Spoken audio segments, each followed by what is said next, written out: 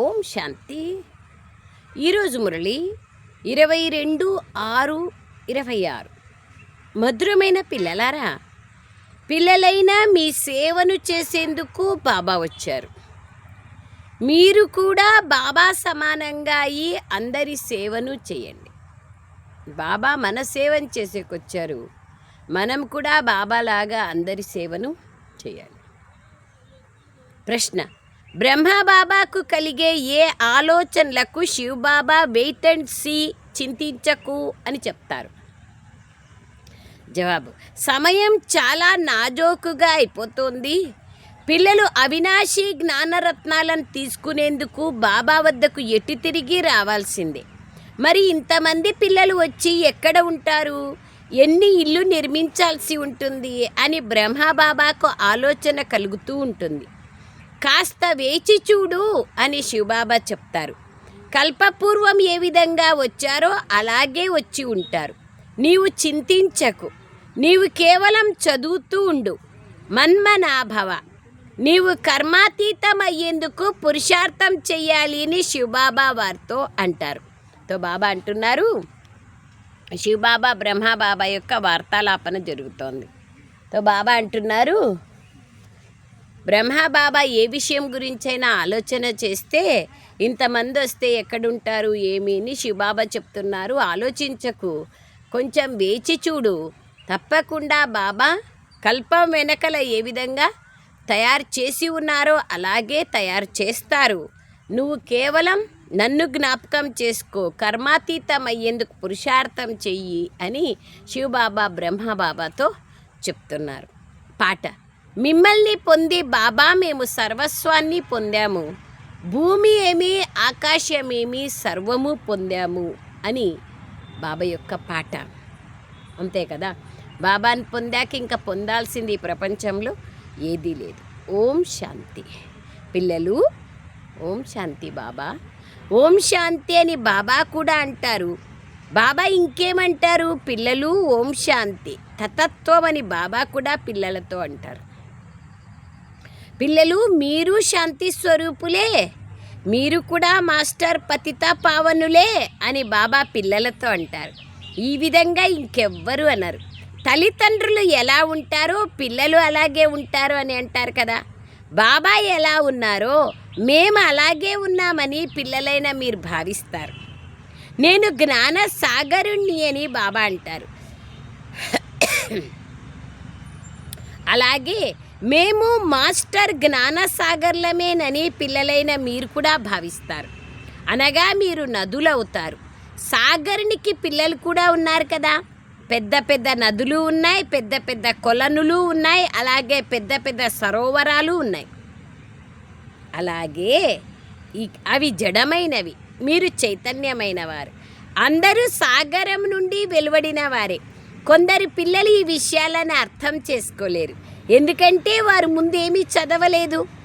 పంచదార చక్కెర ఎలా తయారవుతుంది, బెల్లం ఎలా తయారవుతుంది అని బాబా ఒకసారి అడిగితే, ఎర్ర చెరుకుతో బెల్లం తయారవుతుంది, తెల్ల చెరుకుతో పంచదార తయారవుతుంది అని చెప్పారు. పాపం వారేమీ చదువుకోలేదు కదా. బాబా దాదీలందరూ లౌకిక చదువేం చదువుకోలేదు, అట్లాగే వచ్చేస్తున్నారు కదా. కానీ బాబా అన్ని తెలివి అన్ని జ్ఞానము ఇచ్చి వాళ్ళను సెన్సిబుల్గా తయారు చేస్తున్నారు. బాబా అంటున్నారు, ఇప్పుడు మీకు ఎంత పెద్ద పెద్ద విషయాలను బాబా అర్థం చేయిస్తున్నారో చూడండి. నీటి సముద్రం నుండి నీటి నదులే వెలువడతాయి. మనుషులు ఎంతగానో పెరుగుతున్నారు, కావున వారికి నీరు కూడా చాలా అవసరం. ఎన్నో కెనాల్స్ మొదలైనవి తవ్వుతూ ఉంటారు. కావున పిల్లలైన మీరు లేస్తూ కూర్చుంటూ నడుస్తూ తిరుగుతూ మేము ఈ పతిత ప్రపంచాన్ని పావనంగా తయారు చేస్తామనే ఆలోచన కలిగి ఉండాలి. బాబా మేము మీ నుండి విశ్వ రాజ్యాధికారం అనే వారసత్వాన్ని తీసుకుంటాం అని పాటలో కూడా ఉంది.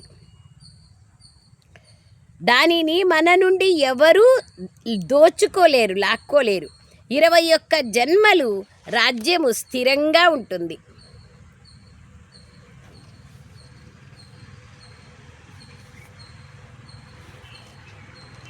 బాబా అంటున్నారు, 21 జన్మలు బాబా రాజ్యాన్ని మనకిస్తున్నారు. అది స్థిరంగా ఉంటుంది. అది ఎవరూ మనల్ నుంచి లాక్కోలేరు లేదా దోచుకోలేరు. బేహద్ తండ్రి వచ్చి బేహద్ రాజ్యభాగ్యాన్ని ఇస్తున్నారు. రాజ్యాన్ని నడిపించేందుకు అర్హులుగా తయారు చేస్తున్నారు. ఇది ఇంపార్టెంట్. రాజ్యము ఇస్తున్నారు, రాజ్యాన్ని నిర్వహించేందుకు అధికారాన్ని ఇస్తున్నారు, అర్హులుగాను చేస్తున్నారు, పవిత్రంగా తయారు చేస్తున్నారు. ఓ పతిత పావన రాండి అని కూడా వారిని పిలుస్తారు. ఈ విధంగా కృష్ణుణ్ణి ఎవరు పిలవరు, నిరాకారుడైన భగవంతుణ్ణే అలా పిలుస్తారు. ఓ పతిత పావన అని పిలిచినప్పుడు కృష్ణుడు బుద్ధిలోకి రాడు. ఈ ప్రపంచంలో ఏ దేవుణ్ణి ఆరాధిస్తారో వాళ్ళని అందరినీ పతిత పావన సీతారాం రఘుపతి రాఘవ రాజారాం అని చెప్తూ వచ్చినారు. పతితుల్ని పావనంగా ఎవరు తయారు చేస్తారనే విషయం తెలీదు. దేవతలు జనమరణ చక్రాలేకొస్తారు, పరమాత్ముడు రారు అనేటువంటి యథార్థ విషయం తెలియదు కదా ఎవరికి.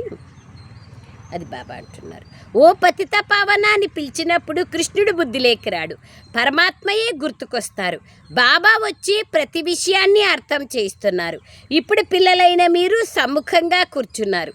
ఇక్కడ ఉన్నది ఎవరో సాధు సన్యాసులు కాదు, నిరాకారుడైన ఈ శివబాబా బ్రహ్మతనువులోకి ప్రవేశించి మనల్ని చదివిస్తున్నారని మీకు తెలుసు. పరంపిత పరమాత్మ బ్రహ్మతనువు ద్వారా ఆది సనాతన దేవీదేవత ధర్మాన్ని స్థాపన చేస్తున్నారు. స్థాపన తర్వాతనే వినాశం జరిగింది. దీని ద్వారా వారు పాత ప్రపంచంలోకే వస్తారని నిరూపించబడుతుంది. కొత్త ప్రపంచం తయారు చేయాలంటే పాత ప్రపంచంలోనే రావాల్సి ఉంటుంది కదా. బ్రహ్మ ద్వారా కొత్త ప్రపంచ స్థాపన, శంకరుని ద్వారా అనేక ధర్మాల వినాశనం చేయిస్తారు. సత్యుగంలో ఒకే ధర్మం ఉండేది, ఇప్పుడు అనేక ధర్మాలు ఉన్నాయి. ఈ ధర్మానికి చెందిన దేవీ దేవతలకు గుర్తుగా చక్రం మొదలైనవి ఉన్నాయి, సుదర్శన చక్రం. ఈ లక్ష్మీనారాయణులు విశ్వాధిపతులు అంటారు. స్వర్గానికి అధిపతులంటే విశ్వానికి అధిపతులైనట్లే. ఈ విషయాలు ఇప్పుడు పిల్లలైన మీ బుద్ధిలో కూర్చున్నాయి. పిల్లలు మన్మనాభవ, మీ మనస్సుని నా వైపు ఉంచండి అని బాబా చెప్తున్నారు. గడియ గడియ పిల్లల్ని ఈ విషయంలో అప్రమత్తం చేయడం జరుగుతుంది. బాబాను మరియు వారసత్వాన్ని స్మృతి చేయండి. దీన్ని మర్చిపోకండి. ఇతర పాయింట్లు మర్చిపోతారు. ఇది ముఖ్యమైనది కదా. బాబాయే పతిత పావనుడు. పావనంగా అయ్యేందుకు యుక్తిని చెప్తున్నారు. మీరు సతోప్రధానంగా ఉండేవారు, ఇప్పుడు తమోప్రధానంగా అయిపోయారు, పతితులుగా అయ్యారు. బాబా చెప్తున్నారు, మీరు పూర్తి 84 జన్మలు తీసుకున్నారు. సత్యుగం ప్రారంభం నుండి వచ్చాం కాబట్టి ఇప్పుడు మీరు మళ్ళీ సతోప్రధానంగా కావాలి. సతోప్రధానంగా అవ్వండి, అప్పుడే మీరు పవిత్ర ప్రపంచంలోకి వెళ్ళగలుగుతారు అని బాబా చెప్తున్నారు. నిరాకార లోకం కూడా పవిత్రమైనదే, అలాగే అప్పటి సాకార ప్రపంచం కూడా పవిత్రమైనది. ఇది అపవిత్ర పతిత ప్రపంచం. ఇక్కడ ఆత్మ తమోప్రధానంగా ఉంది, అలాగే శరీరము తమోప్రధానంగా ఉంది. ఇది సృష్టి నాటకం. ఇందులో బ్రహ్మాండము మరియు సూక్ష్మవతనం కూడా వచ్చేస్తుంది. నాటకంలో 3 లోకాలు ఉంది కదా. సృష్టి చక్రము ఈ సాకార ప్రపంచంలోనే తిరుగుతుంది. సత్యత్రేతాగా యుగాలు ఇక్కడే ఉన్నాయి. ఇవి సూక్ష్మవతనంలో మూలవతనంలో ఉండవు. అక్కడ మనుషులు ఉండరు, సృష్టి ఉండదు, కేవలం ఆత్మలు నివసిస్తాయి. అవి ఇక్కడే ఉన్నాయి. దీనినే మనుష్య సృష్టి అంటారు. అది ఆత్మల నిరాకారి లోకం. ఆ తర్వాత బ్రహ్మ విష్ణు శంకర్ల ఆకారి లోకం. ఈ సాకార సృష్టి ఎంత విశాలమైనది. సత్యుగంలో సృష్టి చాలా చిన్నగా ఉంటుంది. అక్కడ ఒకే ధర్మం ఉంటుంది. 9 లక్షల మంది ఉంటారు అంతే. అనేక ఖండాలు ఉండవు, కేవలం భారతదేశం మాత్రమే ఉంటుంది. అది సుసంపన్నంగా ఉంటుంది. వజ్ర వైడూర్యాలతో పొదిగిన బంగారు ఇటుకలతో తయారు చేసిన భవనాలలో నివసిస్తారు. సో ఇంత సుందరంగా ఉంటుంది. రాళ్ళు వజ్రాలు రాళ్ళలాగా ఉంటాయి. ఒక్కొక్కరికి ఒక్కొక్క పుష్పక విమానం ఉంటుంది. 9 సంవత్సరాల బాలుడు కూడా ఆ విమానాన్ని నడిపించగలరు. అంత ఫుల్ ప్రూఫ్గా ఉంటుంది. ఎక్కడా యాక్సిడెంట్స్ ఉండవు. ఈ ఆకాశం మాది, ఈ భూమి మాది అనే హద్దులు ఉండవు. అలాంటి బేహద్దు ప్రపంచానికి బాబా మనల్ని మాలికులుగా చేస్తున్నారు. తో బాబా అంటున్నారు, అవి ఇక్కడే ఉన్నాయి, దీనినే మనుష్య సృష్టి అంటారు. ఈ సాకార సృష్టి ఎంత విశాలమైనది. సత్యుగంలో సృష్టి చాలా చిన్నగా ఉంటుంది. అక్కడ ఒకే ధర్మం ఉంటుంది, అన్నింటిలో ఐకమత్యం ఉంటుంది. మనుషులు అక్కడ కూడా దైత్యులు, అసురులు ఉండేవారు అంటారు. అవన్నీ అసత్యాలు. దేవలోకంలో అసురులు ఉండడానికి వీలే లేదు.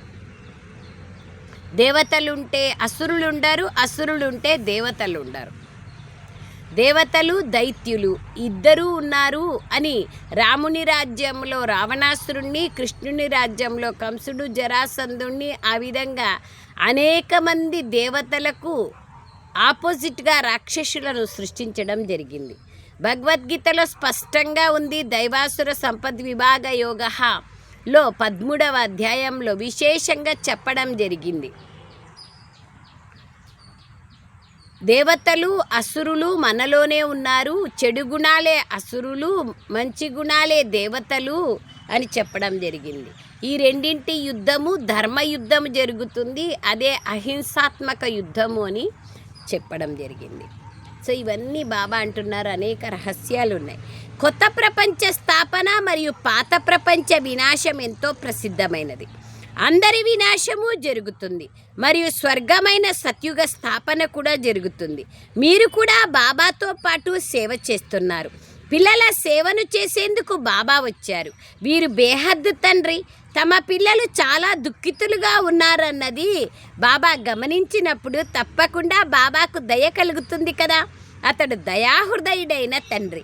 ఇప్పుడు మొత్తం ప్రపంచమంతట్లో అశాంతి ఉంది. ఒక్క తండ్రి తప్ప ఎవ్వరూ శాంతిని ఇవ్వలేరు. హఠయోగులు కూడా ఎంతోమంది ఉన్నారు. ఆత్మ నిర్లేపం చెప్తారు. మనుషులకి ఎన్నో తప్పుడు విషయాలు వినిపిస్తూ ఉంటారు. వాళ్ళకి ఏది తోచితే అది రైట్ అనుకున్నారు, అంతే.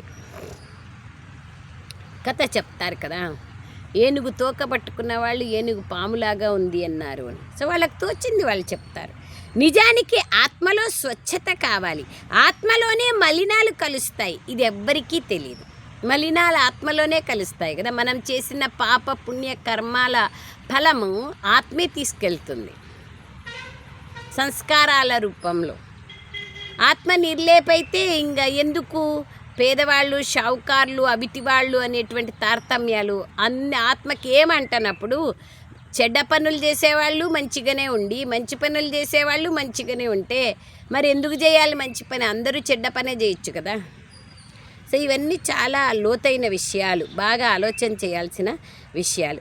ఇతడు పాపాత్ముడు, ఎన్నో పాపాలు చేసేసాడు అని కూడా అంటూ ఉంటారు.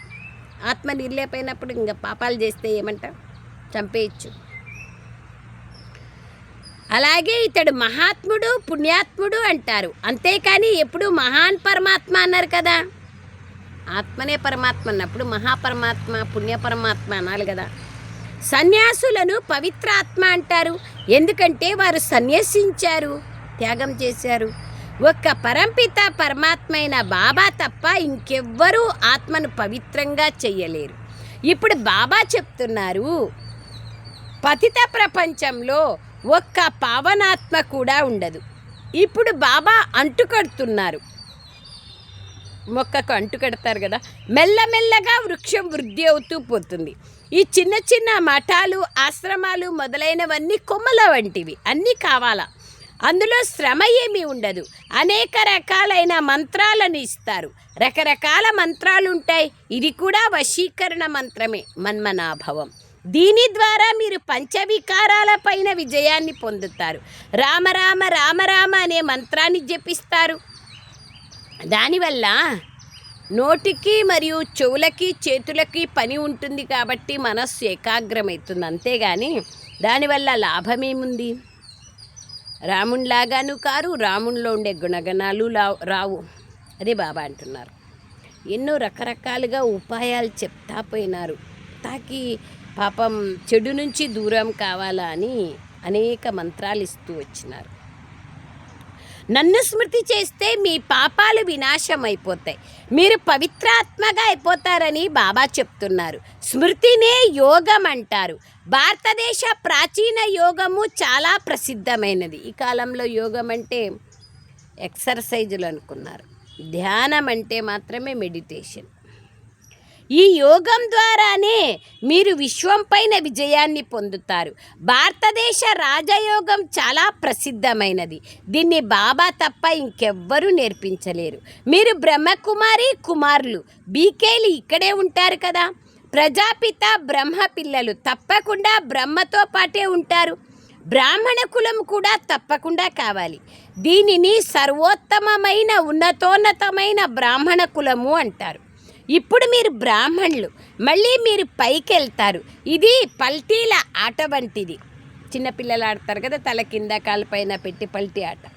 శూద్రుల నుండి బ్రాహ్మణులుగా అయ్యారు, మళ్ళీ దేవతలుగా క్షత్రియులుగా అవుతారు. మధురాతి మధురమైన పిల్లలు, చాలా చిన్నని విషయం. బాబా స్మృతిలో ఉండండి అని ఇప్పుడు బాబా అర్థం చేయిస్తున్నారు. బాబా మనకి 84 జన్మల రహస్యాన్ని తెలియచేస్తున్నారు. 84 లక్షలు లేదా 84 జన్మల లెక్క అయితే కావాలి కదా. ఇది ఎవ్వరికీ తెలియదు ప్రపంచంలో వాళ్లకు. 84 లక్షల జన్మను ఎవరు చెప్పగలరు, ఎవరు వినగలరు? మనుషులు 84 జన్మల చక్రంలోనే తిరుగుతారు.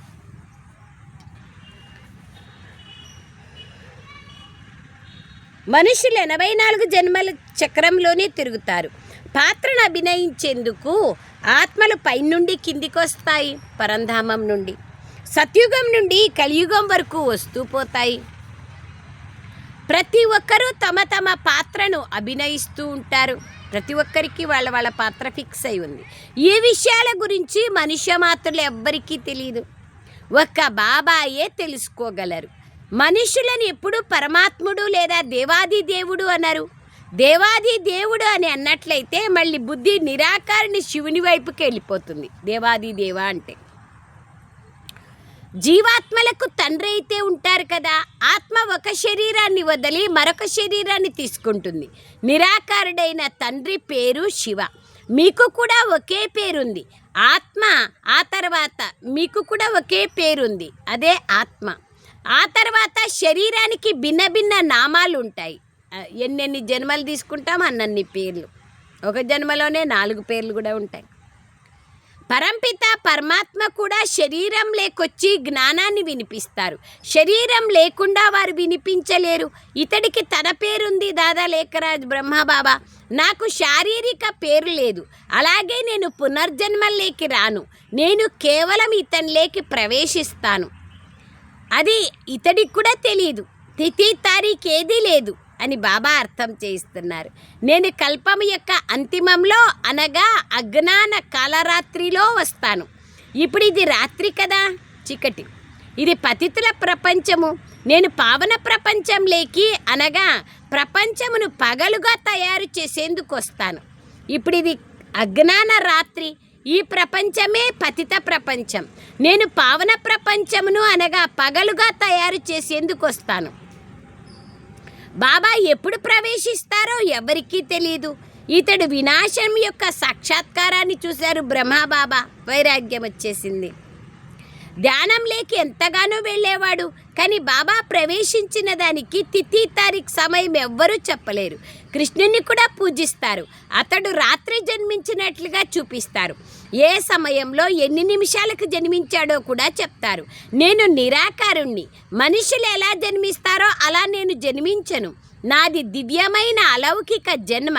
నేను ఇతనిలోకి ప్రవేశిస్తాను, వెళ్ళిపోతాను. ఆయనకి ఇష్టం వచ్చినప్పుడు వస్తారు, ఇష్టం అయినప్పుడు వెళ్ళిపోతారు, అవసరమైనప్పుడు. రథం పైన రాత్రింబవళ్ళు సవారీ చేయను కదా. నన్ను ఏ సమయంలో పిల్లలు గుర్తు చేస్తారో అప్పుడు నేను హాజరవుతానని బాబా తెలియచేస్తున్నారు. అండర్లైన్.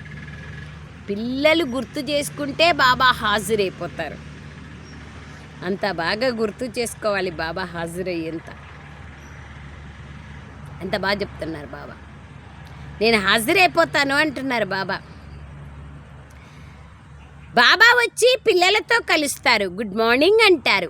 మనుషులు ఒకరికొకరు కలుసుకున్నప్పుడు రామ్ రామ్ అని, నమస్తే అని అనేక రకాలుగా చెప్తారు కదా. సాయిరామ్ అని, ఓం శాంతి అని డిఫరెంట్గా చెప్తారు. కానీ ఇక్కడ అనంతమైన ఆత్మిక తండ్రి అర్థం చేయిస్తున్నారు. నేను పిల్లలైన మీ అందరికీ తండ్రిని, కావున శివబాబా సంతానమైన ఆత్మలందరూ మీరు సోదరులు.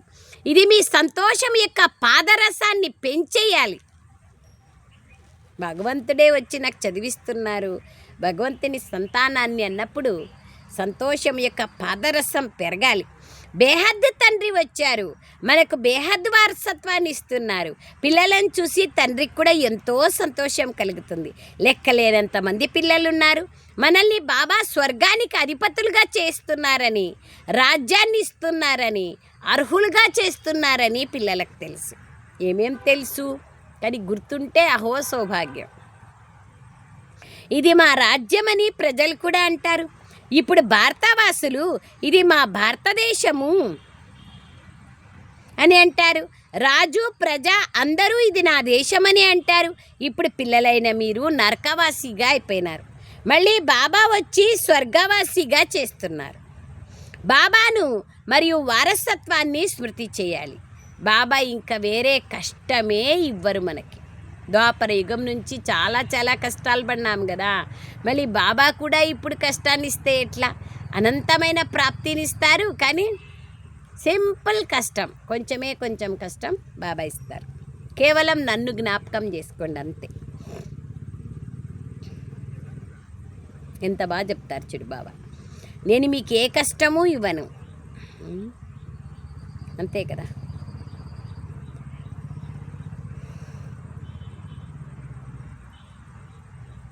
ఇప్పుడు మీరు నరకవాసీలుగా అయిపోయినారు. బాబాను మరియు వారసత్వాన్ని గుర్తు చేసుకోండి. బాబా ఇంకా వేరే ఏ కష్టము మీకు ఇవ్వరు. గృహస్థ వ్యవహారంలో ఉండండి, అంతేకాని ఇక్కడికి వచ్చి ఉండిపోవడం కాదు.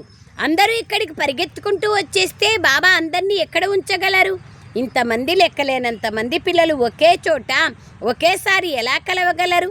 అన్ని సెంటర్లలో ఉన్న పిల్లలందరూ ఒకేసారి ఎలా కలవగలరు? ఎక్కడ ఉండగలరు? ఇది చాలా కష్టం కదా. దినప్రతిదినము పిల్లలు వృద్ధిని పొందుతూ ఉంటారు. దీనికి కూడా ఏదైనా యుక్తిని రచించాల్సి ఉంటుంది. ఈ చుట్టుపక్కల ఉన్న ఇళ్ళన్నీ తీసుకోవాల్సి ఉంటుంది. మీకు ఎంత కావాలి అని ఈ ఇళ్ళ యజమానులు అడుగుతారు. సమయం వచ్చినప్పుడు తీసుకోవాల్సి ఉంటుంది. ఇప్పుడు అవసరమే లేదు కదా. కింద కూడా శాంతివనంలో చాలా పెద్దగా ఎకరాలు తీసుకుంటున్నారు కదా. డబ్బు విషయమే లేదు, సమయం చాలా నాజూకుగా అవుతోంది. బాబా మరియు పిల్లలు ఇరువురు వినాశం కారు, అవినాశి పిల్లలు. అవినాశి ఖజానాను బాబా పిల్లలకి ఇస్తున్నారు. చాలామంది పిల్లలు ఇక్కడికి రావాల్సి ఉంటుంది. ఇంతమంది పిల్లలు వచ్చి ఎక్కడుంటారు? బాబా చెప్పినప్పుడు లేరు అంతమంది. 50 మంది 20 మంది వస్తేనే హౌస్ఫుల్ అయిపోయింది, మధుబనం నిండిపోయింది అనేవాళ్ళు. ఇప్పుడు 20,000 మంది వచ్చినా కూడా ఇంకా ఎన్ని వేల మందికైనా జాగా ఉంది. ఆ విధంగా బాబా ఏర్పాటు చేయించారు. బాబా అంటున్నారు, ఆలోచిస్తారు. బాబా అంటున్నారు, శివబాబా అంటున్నారు, నీవేమీ చింతించకు, కాస్త ఆగి చూడు ఏమేం జరుగుతుందో. నీవు కేవలం చదువుకుంటూ ఉండు, మన్మనాభవ అని అంటారు. మేము కర్మాతీత స్థితిలోకి వెళ్ళాలి, సతోప్రధానులుగా అవ్వాలి అని పిల్లలైన మీరు ఇప్పుడు గుర్తుంచుకోవాలి. బస్ ఇది ఒక్కటే గుర్తుండాలి. ఏది పని చేసినా నేను కర్మాతీతంగా కావాలి, కర్మయోగిగా కావాలి, సతోప్రధానంగా కావాలి, పావనంగా కావాలి. ఇప్పుడు వాపస్ ఇంటికి పోవాలి. ఏ పని చేసినా టార్గెట్ ఇది ఉండాలి. స్మృతి ద్వారానే పావనంగా అవుతారు. బాబా చాలా సహజమైన విషయాన్ని తెలియచేస్తున్నారు. ఇది చాలా సహజమైనది. కేవలం బాబాను స్మృతి చేయండి. ఆవు దూడకు తల్లి గుర్తొచ్చినప్పుడు అది అరుస్తుంది కదా, అది ఒక జంతువు. అలాగే పిల్లలైన మీరు కూడా పిలిచారు కదా నన్ను, మున్ముందు ఇంకా పిలుస్తారు, చాలా ఎక్కువగా స్మృతి చేస్తారు. అంతే చాలు, బాబా బాగా స్మృతి చేయాలి అంతే. ఇప్పుడు బాబా వచ్చారని పిల్లలకు తెలుసు, వినాశం జరగాల్సే ఉంది, ప్రకృతి వైపరీత్యాలు కూడా వస్తాయి. అందరూ పరస్పరం పోట్లాడుకుంటూ ఉంటారు. ఎంతో ఖర్చు పెట్టి బాంబులను తయారు చేస్తారు. ఇందులో ఎంతో డబ్బు వ్యర్థమవుతుంది. ఖర్చు అయితే జరగాల్సిందే. ఇంతటి ఖర్చుని ఎక్కడి నుంచి తేవాలి? మృత్యువు నుండి భయపడుతూ ఉంటారు. మళ్ళీ ఒకవైపు బాంబులను తయారు చేయడం ఆపు చేయరు. బాంబులతో యుద్ధం నడుస్తుంది. బాంబు పడగానే మనుషులంతా చనిపోయే విధంగా తయారు చేస్తున్నారు. ఫ్రాక్షన్ ఆఫ్ సెకండ్లో మొత్తం ప్రపంచమంతా మైక్రో సెకండ్లో అంతమయ్యేలాగా బాంబ్స్ తయారు చేశారు. త్వరగా క్షణాల్లో తయారవుతూ పోతాయి. బాంబులు కూడా తక్కువగా తయారవుతున్నాయా? లక్షల సంఖ్యలో, కోట్ల సంఖ్యలో. ఈ పాత సృష్టి వినాశం జరగాల్సే ఉంది. ఇది పిల్లలైన మీకు తెలుసు. ఇప్పుడు బేహద్దు తండ్రి నుండి మనం బేహద్దు వారసత్వాన్ని తీసుకోవాలి. గీత భారతదేశ వాసులైన మీ దేవీ దేవత ధర్మశాస్త్రం. మిగిలినవన్నీ చిన్న చిన్న శాఖోపశాఖలు. మేము బ్రహ్మ యొక్క పిల్లలం, మాకు తాతగారి నుండి వారసత్వం లభిస్తోంది అని మీరందరికీ చెప్పాలి. శివుడు తాత కదా, బ్రహ్మ యొక్క నాయన మనకు తాత కదా. అచ్చా मीठे सिखलदे बच्चों प्रति माता पिता बाप दादा का याद प्यार और गुड मॉर्निंग। रूहानी बाप की रूहानी बच्चों को नमस्ते। हम रूहानी बच्चों की रूहानी माता पिता बाप दादा को याद प्यार गुड मॉर्निंग और नमस्ते नमस्ते नमस्ते बाबा नमस्ते। ధన్యవాదాలు తండ్రి, ధన్యవాదాలు। సారాంశం, డ్రామాలోని ప్రతి రహస్యాన్ని తెలుసుకుంటూ కూడా ఏ విషయం గురించి చింతించకూడదు. చదువుని చదువుతూ ఉండాలి. మన్మనాభవంగా ఉంటూ కర్మాతీతంగా అయ్యే ఆలోచనలు చేయాలి. స్వయాన్ని సత్వప్రధానంగా తయారు చేసుకోవాలి.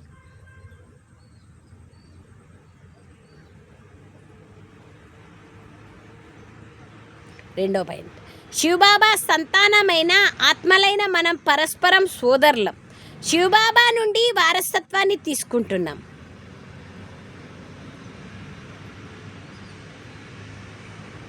ఇదే సంతోషంలో నిమగ్నమై ఉండాలి.